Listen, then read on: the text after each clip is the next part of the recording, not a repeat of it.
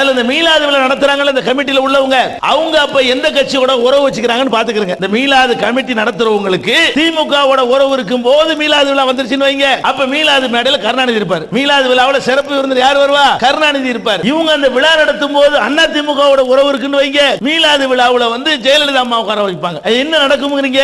மைக்க போட்டுக்கிட்டு உங்களை எல்லாம் காட்டி என்ன செய்வாங்க? இந்த தானை தலைவரை விட்டால் நமக்கு யார் கதி? ரசூலுல்லாஹ் புகழ்றாங்க, மீலாது விழா கொண்டாடுறாங்க.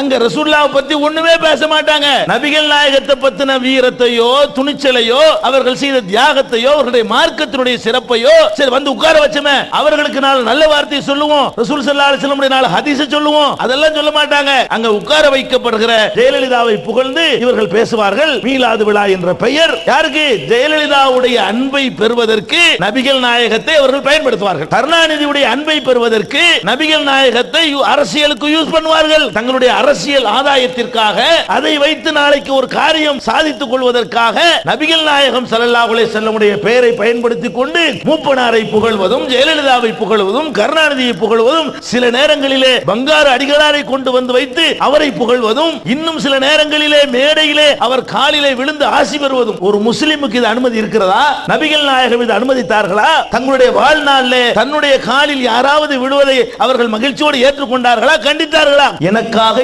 எழுந்து கூட நிற்காதீர்கள் என்று சொன்னார்கள். அப்படி சொன்ன ரசூல் ஸல்லல்லாஹு அலைஹி வஸல்லம் உடைய விழாவை கொண்டாடும் போது அவங்க பேரை சொல்லி அமைக்கப்பட்ட மேடையில காலில் விழுந்து கும்பிடுகிறீர்களே, இதான் மீலாதா? புகழ்றதுக்கா நீங்க செய்றீங்க?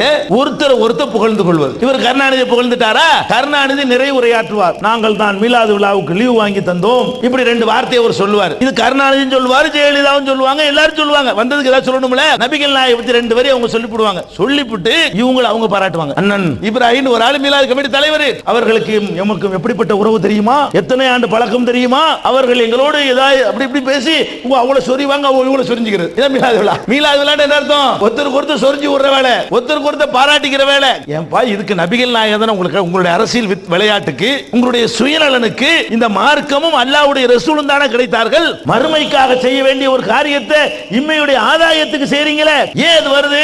இது இஸ்லாத்துல இல்லாதது. அதான் காரணம். காரணம் என்ன? இஸ்லாத்துல உள்ள ஒரு வேலையா இருந்தா அது இஸ்லாத்துல மரபு ஒழுங்குமுறை அமைக்கப்பட்டு விடும், மீற முடியாது. தொழுகையில போய் சினிமா பாட்டு பாட முடியுமா? தொழுகைங்கிறது இஸ்லாத்துல அமைக்கப்பட்டு தந்துருச்சு, அதுக்குள்ள ஒண்ணுமே பண்ண இயலாது உங்களால. மீலாது விழான்னு மார்க்கத்துல இருந்தா அதுக்கு ரூல்ஸ் எல்லாம் கரெக்டா போட்டு தந்திருப்பாங்க. இந்த மாதிரிலாம் கூத்தடிக்க முடியாது. இஸ்லாத்துல இல்லாத ஒன்று